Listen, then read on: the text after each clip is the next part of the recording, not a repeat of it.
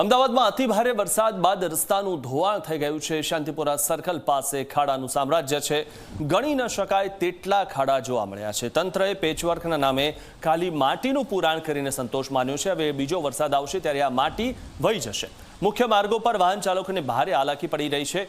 તો અહીંયા એટલા બધા ખાડા છે કે તેમાંથી રસ્તો શોધવો મુશ્કેલ છે। મુખ્ય માર્ગો પર વાહન ચાલકોને ભારે હાલાકી થઈ રહી છે। તમે જે રોડ ટેક્સ ભરો છો તેની સામે તમને આવા ખાડાવાળા રોડ મળતા હોય છે અથવા તો આવું પુરાણ કરેલા રોડ મળતા હોય છે કે જ્યાં થોડા દિવસો બાદ ફરીથી ખાડા પડતા હોય છે। ને અહીંયા આ ખાડાવાળા રોડમાંથી વાહનો જ્યારે તમે કાઢો ત્યારે વાહનોને તો નુકસાન થાય છે, સાથે સાથે તમને પણ થાય છે, કારણ કે ટુ વ્હીલર ચાલકોને સૌથી વધુ મુશ્કેલી અહીંથી નડતી હોય છે।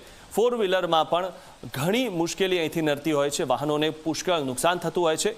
તમારા નસીબમાં રોડ ટેક્સ ભર્યા બાદ પણ સારા રોડ નથી।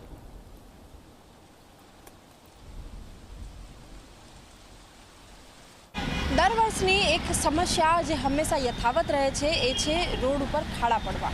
એક સામાન્ય વરસાદ અને ત્યારબાદ જ્યારે રસ્તાઓની મુલાકાત લેવામાં આવે ત્યારે આખાને આખા રસ્તા ધોવાઈ જાય છે, રસ્તા ઉપર ખાડા પડી જાય છે અને આવા જ દ્રશ્યો સામે આવી રહ્યા છે શાંતિપુરા ચોકડી આગળ। આપ જુઓ કે આખો જે સર્કલનો ભાગ છે એ ખાડામાં ફેરવાઈ ગયો છે, જાણે મંગળ ગ્રહ ઉપર હોય તે પ્રકારના દ્રશ્યો સામે આવી રહ્યા છે અને વાહન ચાલકો આ જ પરિસ્થિતિમાંથી પસાર થવા માટે મજબૂર પણ છે। શાંતિપુરા ચોકડી ઉપર હંમેશા હેવી વાહનોની અવરજવર રહે છે, એટલે સ્વાભાવિક છે કે રસ્તાઓ સારા હોવા જરૂરી છે જેથી અકસ્માત ટાળી શકાય, જેથી જે વાહનો છે એમને ડેમેજ ઓછા થાય। પરંતુ આવી કોઈપણ પરિસ્થિતિની તકેદારી નથી રાખવામાં આવતી। રોડની ગુણવત્તાને લઈને હંમેશા સવાલો ઊભા થાય છે અને અધિકારીઓ જાણે એસી ચેમ્બરમાં બેસીને નિંદ્રાધીન હોય તે પ્રકારના દ્રશ્યો હંમેશા સામે આવતા હોય છે। કેમેરામેન ઉમેશ પરમાર સાથે સપના શર્મા, ઝી24 કલાક, અમદાવાદ। સતત રોડ ખરાબ છે, પબ્લિક વારંવાર પરેશાન થઈ રહી છે।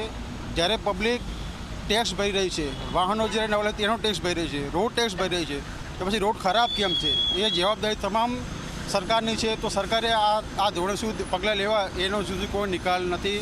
કાલે સતત 4 કલાક સુધી ટ્રાફિકમાં માણસો ફસાઈ રહ્યા છે। ખાડા ખબડામાં અમારી આ ઉંમરે અમને તકલીફ પડે, અમે પડી જાય, અમારી બોડીને નુકસાન થાય, તો સરકારે ચોમાસામાં જે ખાડા પડી ગયેલા છે રોડ રસ્તા ઉપર એ તમામ રિપેર કરવા જોઈએ।